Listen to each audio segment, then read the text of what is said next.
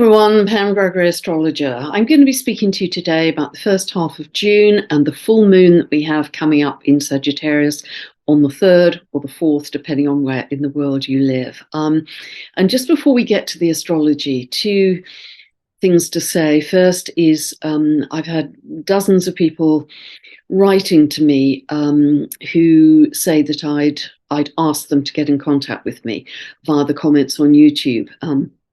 I never ask anybody to get in contact with me. This is a scammer.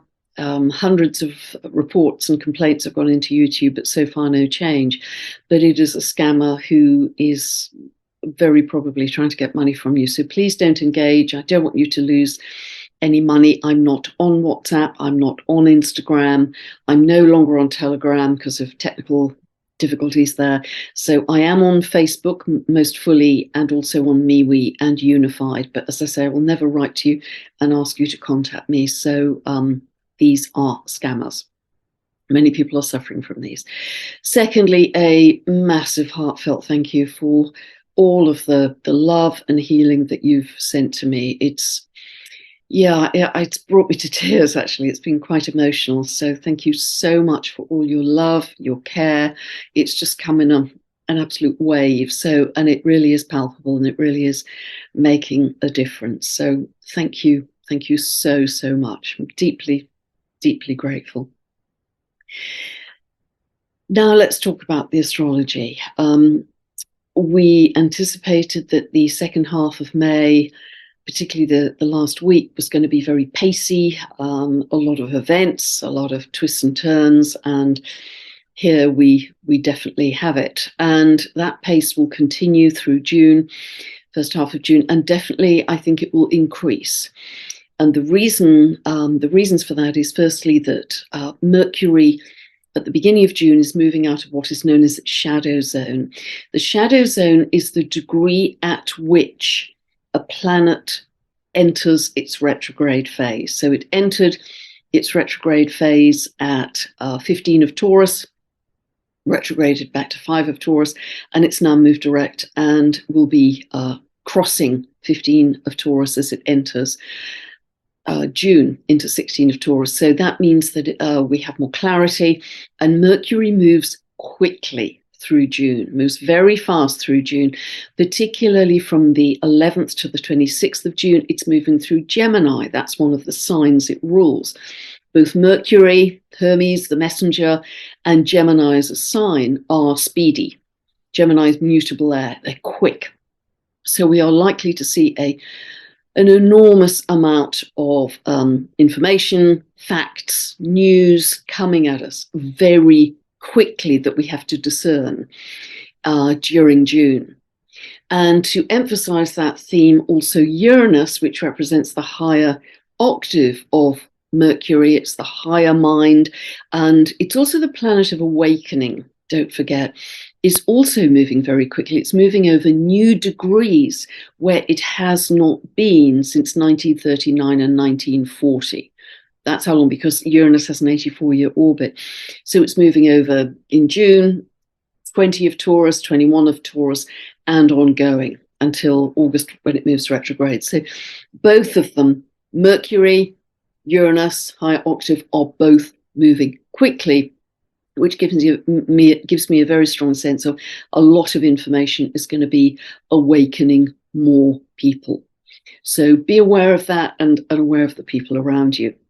Something that is super, very positive is that Jupiter, transiting Jupiter, is conjunct the North Node. Now, the North Node is our future collective path of growth.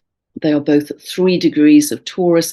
And this is just a very, very expansive and positive conjunction.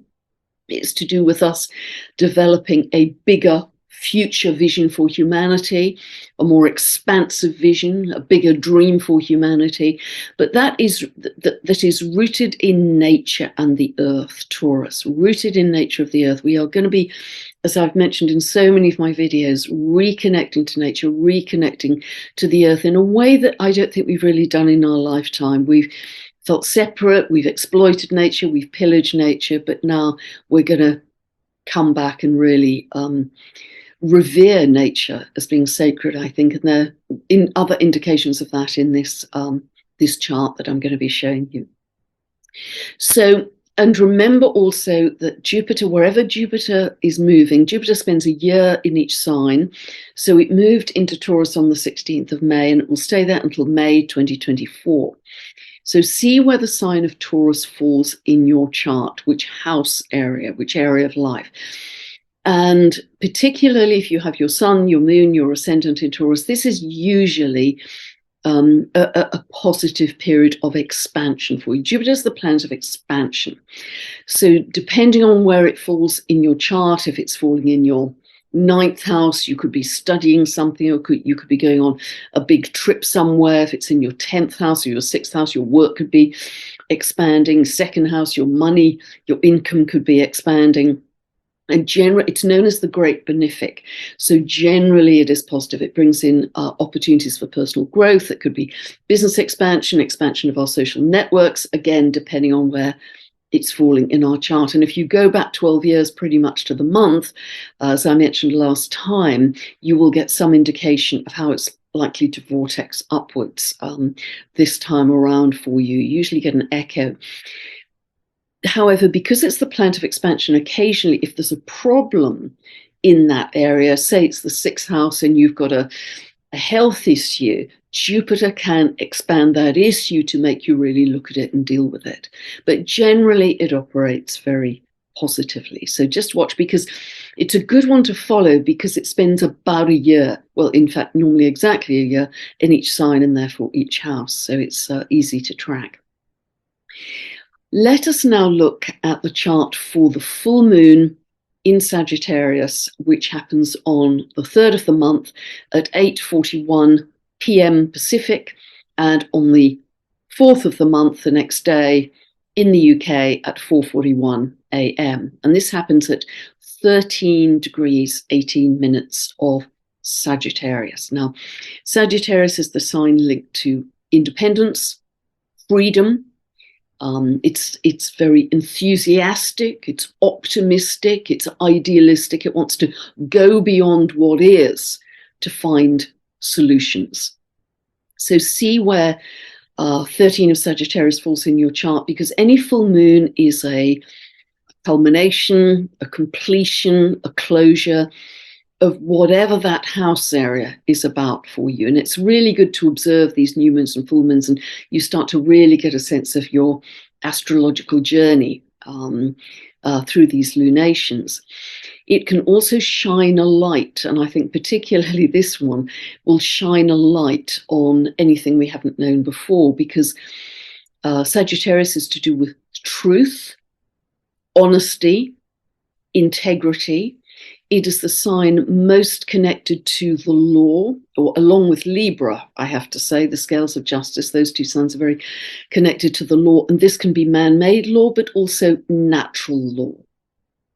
And also our belief systems. And our belief systems for many people, I think, will be shaken through these coming months, particularly where we have strong Uranus operating as we do in this chart, as we'll see in a moment. So let me share my screen. So this is the chart for the full moon in Sagittarius, and I've set it for the UK. As always, this is where I live. If you don't live in the UK, ignore the houses and the clock face. We're just looking at where the planets sit in their signs and their aspects to each other. Now, so much to say about this. I think it's very interesting, given what we've said about Sagittarius. This is the moon here, the moon and the sun, was opposite each other at a full moon. Sagittarius being about honesty, integrity, search for truth. While we still have the South Node in Scorpio. Normally the South Node isn't put into charts, but it's always opposite the North Node. The North Node is at 2 of Taurus. The South Node is therefore at 2 of Scorpio. And so we only have until the 18th of July with the nodal axis in Taurus Scorpio, the financial axis. But the South Node is our collective past. And Scorpio can be to do with secrets, deeply buried secrets. It can be big money or even criminal money. It can be issues of trust and betrayal and toxicity of various kinds. Toxicity in a financial system, toxicity in our bodies even, because the other end of the nodal axis is in Taurus, our bodies.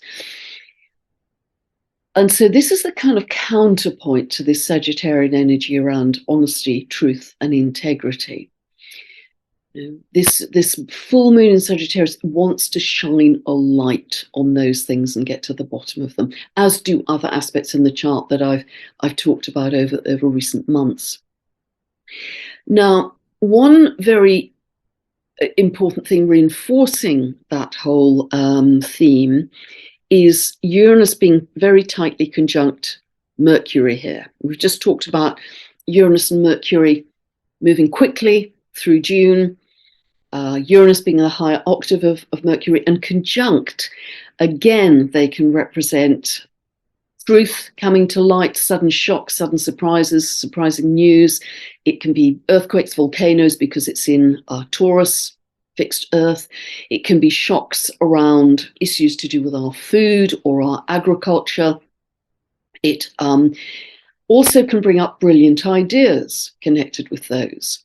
There may well be another digital development around currency at this time, another step forwards in digital currencies. And remember, as I've said before, the direction of travel for digital currencies is decentralized, according to the astrology. It is not centralized, because we're moving away from Capricorn, which is top-down, centralized energy, towards Aquarius. So we may even have microcurrencies in localized areas. So we'll see what new developments emerge, but that is very possible with this Uranus-Mercury conjunction. And again, it's about truth. Uranus is the piercing sword of clarity. It's always seeking for truth. So reinforcing some of the themes of this moon in Sagittarius. Now, this moon in Sagittarius is very tightly conjunct something called the Great Attractor. So the moon is at 1318 Sagittarius, and the Great Attractor is at 14 degrees of Sagittarius. One other thing to say just before I talk about the Great Attractor is what is very noteworthy as well at this full moon is that this full moon is conjunct the ascendant of the US. If we take, I think, the most well-used chart for the US, which is set at the 4th of July, 1776, 10 past 5 in the afternoon, Philadelphia, when the Declaration of Independence was set, the ascendant for the US, the country, the identity of that country, is at 12 degrees of Sagittarius. So this full moon is very tightly conjuncted. And what that means is that all of the themes I'm talking about are very likely to be writ large, to be prominent in the US. Issues around the truth, honesty, justice, the law, those things. So, yeah, very interesting. I mean, the US is such a focal point because it is still in the process of its Pluto return, which I'll come on and touch on a little bit later as well. But the Great Attractor, and we've been talking about this again in recent videos, the Great Attractor is this massive gravitational anomaly in space that it's like a huge cosmic vacuum cleaner that sucks thousands of galaxies into its wake at the speed of 600 kilometers a second. I mean, it's extraordinary. And because of the force of the gravitational pull, it can bend time and space. So what that does is anybody who has their natal planets or angles in aspect, particularly I think the conjunction is the strongest within ideally 2 or 3 degrees of the Great Attractor at 14 of Sagittarius, has a sense of precognition. They can see around corners. They can see around the bend, if you like, because the Great Attractor can bend space and time. So that's something to check for, again, in your own charts. And if you don't know what I'm talking about, these points in your own chart, you can download a birth chart from my website. Go to this link below. You can buy a 2-part video series that you can use forever, see it as many times as you like, to understand the meaning of what every update I do means for you in your life. So that's a very interesting part of this. And this says this full moon is going to be very powerful. We may be able, with all the unfoldments, the truth, the fast incoming news and facts, be able as individuals to start to see around corners. We get a sense of what's coming. And what reinforces that is, this is a very important aspect actually, that we have Neptune in its own sign of Pisces, 27 of Pisces. It is square the galactic center of our galaxy, in our kind of local neighborhood of this galaxy, which is at 27 degrees of Sagittarius. So it's 27, an exact square. And people who have their planets or angles, again, I think the conjunction is the strongest, close to the galactic center within 2 or 3 degrees, tend to be super sensitive to energy. They can feel other people's energy. They can tune into it. They often work as healers or therapists with energy. And Neptune, of course, is linked to unconditional love and source and oneness and the divine. And with this square, which is going to run all the way to the end of 2024, very strongly through next year, increasingly we are going to have a sense, all of us, of increased psychic sensitivity, of a dissolution, and this is reinforced, and I spoke about this at length, by Saturn in Pisces, dissolution of linear time, dissolution of 3D reality. We're going to be less kind of dense and precise. There's going to be time slippage, and particularly with this Neptune square to the galactic center, we may well morph into other dimensions. We get big dreams. We may start to even see or communicate with other beings. They could be galactic beings, they could be angels, they could be elementals. They're all really aspects of our higher self. But if we've never experienced anything like that, particularly if we don't, if people aren't listening to this video and don't have, and others similar to this, and they don't have any awareness of what's going on, it's going to be very destabilizing. They're going to think they're going mad.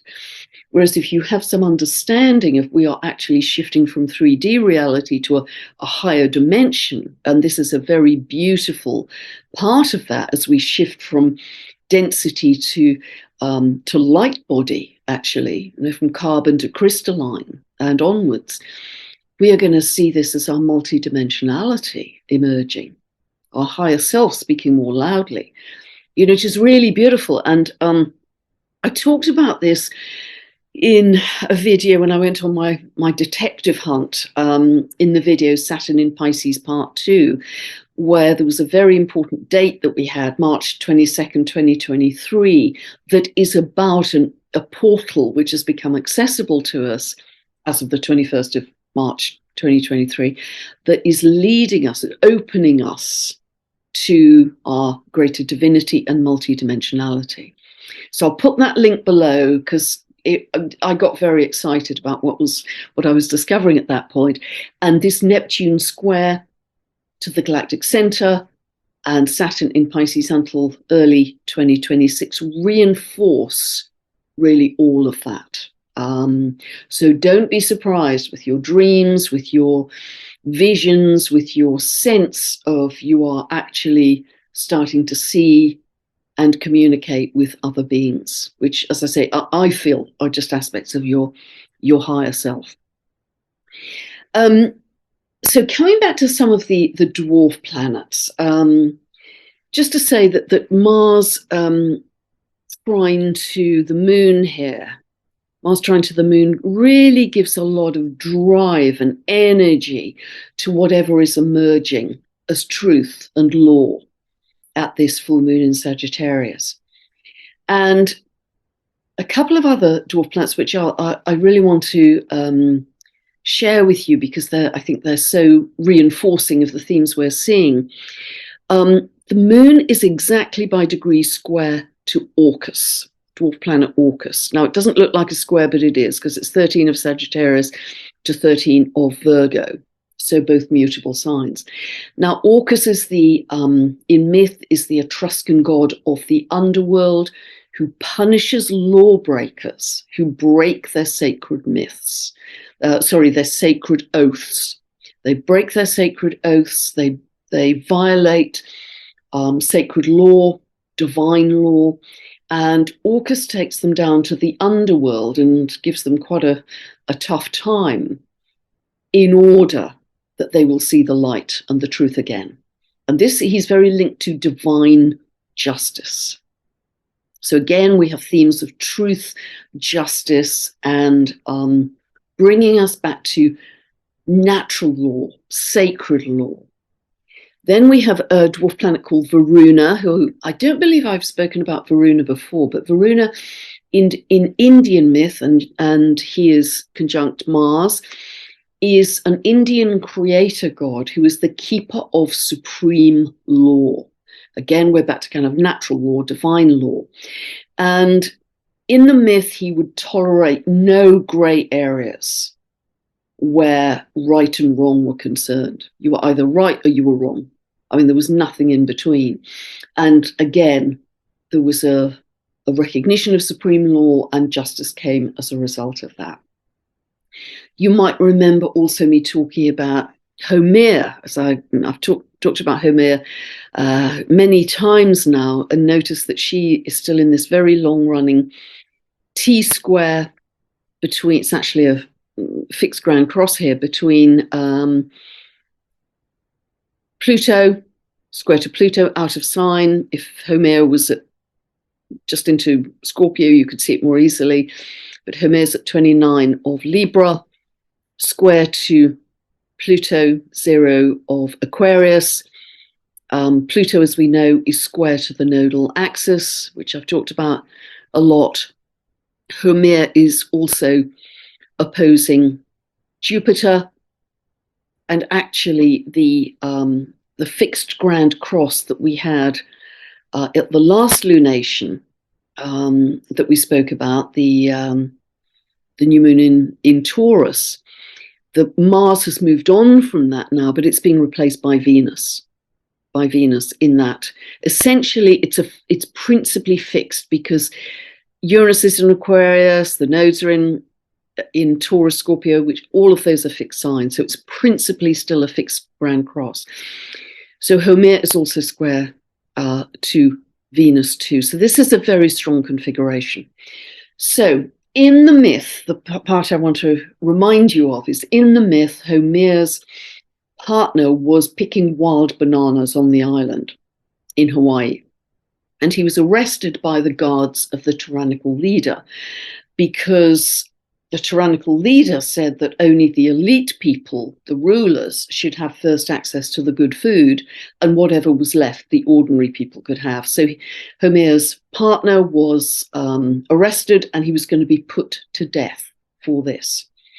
And Homer, without any military herself, just summoning her spiritual help and the community help, actually overcame the military of the tyrannical ruler in this myth and re-established what was called porno. It's pronounced porno, but it's spelt P-O-N-O, which again is right relationship with nature, taking us back to natural law, sacred law, harmonious balance. So again and again, these dwarf planets are bringing us back to going way beyond man-made law and bringing us back to sacred and divine law. And that's very exciting because that's the highest expression of law, ultimately. The other dwarf planet I want to talk about here is fascinating. I haven't talked about this one before. This is a dwarf planet called Chaos. And Chaos here is at 0 of Cancer. And what that means is that 0 of the cardinal signs, you might remember Aries, Cancer, Libra, Capricorn, those points are considered to be the world axis, i.e. they come onto the public stage in some way. And the myth around Chaos is that heaven was torn from earth originally, and that created a chasm or an abyss into which separation and division could appear. But the myth of chaos, the process of chaos, is to bring humanity back to wholeness. to bring humanity back to wholeness. And I think it's so interesting that, and remember, these dwarf planets all have an orbit of around 300 years. So the fact that chaos is at the world axis, 0 degrees of cardinal signs, I think is very powerful for where we are going right now as humanity. So a lot to say in this chart, and so many themes around secrets, honesty, integrity, law. I think these are, and remember the connection to the US. I'm going to stop sharing my screen here because just to remind you that on the 11th of June, this is another really important part of the first part of June, Pluto backtracks, retrogrades back into Capricorn, and is going to be moving just through the last really 3 degrees of Capricorn until the 21st of January next year. So for all the rest of this year until 21st of Jan next year, Pluto is back in those last few degrees of Capricorn. Next year, it's much more Aquarian because it will spend 9 months of the year in Aquarius and only dart back September to November into Capricorn, and then November 2024, it will then move fully into Aquarius for 20 years. So this is the last year in 2023 that's the big Capricorn year, the end of the old order, if you like. And what is interesting, whenever Pluto is moving through a sign, as I've said many times before, its process is to unearth any lack of integrity, accountability, transparency, to reveal any corruption connected to the sign that it's moving through. Capricorn is top-down structure, elitism, powerful people at the top, poor people at the bottom. It fosters inequality, but it's very much to do with governments, corporations, institutions that have held power over us. So it is going to continue that process of revealing anything that's not for our highest good, particularly this year and to some extent next year too. And what is interesting is that it backtracks to 27 degrees 53 minutes of Capricorn. Now, in the US chart, natal 1776 Pluto, when the US was born in its current form, is at 27 degrees 32 minutes of Capricorn. And so this year, Pluto, particularly getting into October time, Pluto is going to be within minutes, within about 20 minutes of that US original 1776 Pluto, natal Pluto. And it's going to be closest by mid-October, because it's on October the 11th that Pluto starts to move direct again.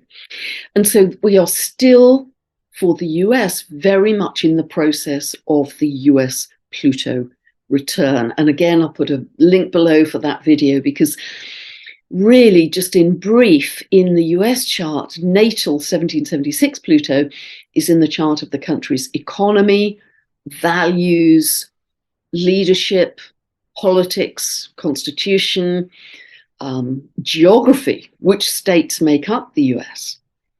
So it is going through a massive spiritual transformation at this time that will continue for at least the next couple of years. But again, this puts the US back in the focal point very much in this coming year, because that Pluto return process is very much in operation.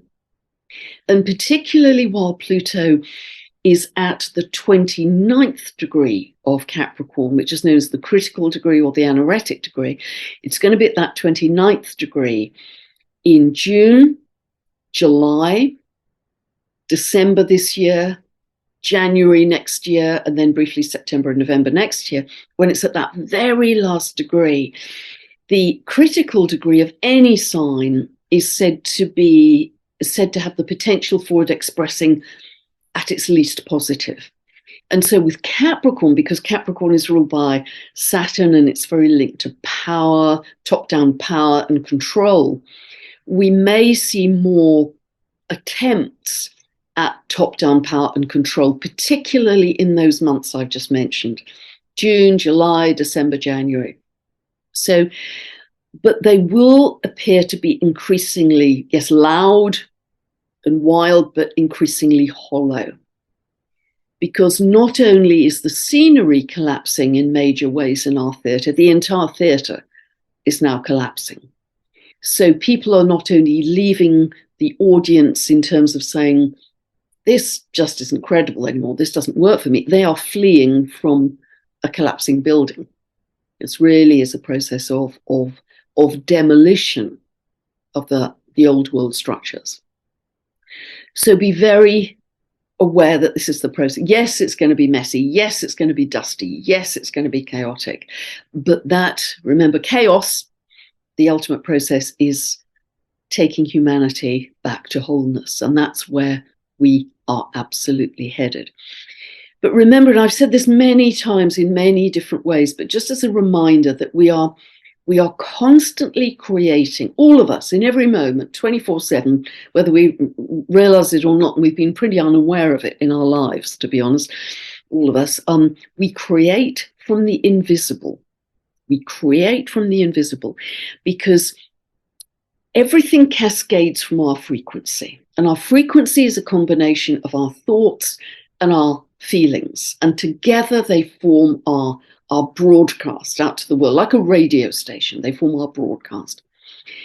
And that broadcast, if it is coherent, if, for instance, we are feeling love, joy, and peace and compassion, then not only is our heart's toroidal field much bigger, but the broadcast that we put out to the universe and all that invisible plasma out there, and this is again the work of Professor Robert Temple in part, is that we are broadcasting coherence. So that forms beautiful symmetrical geometry in the plasma, in the invisible.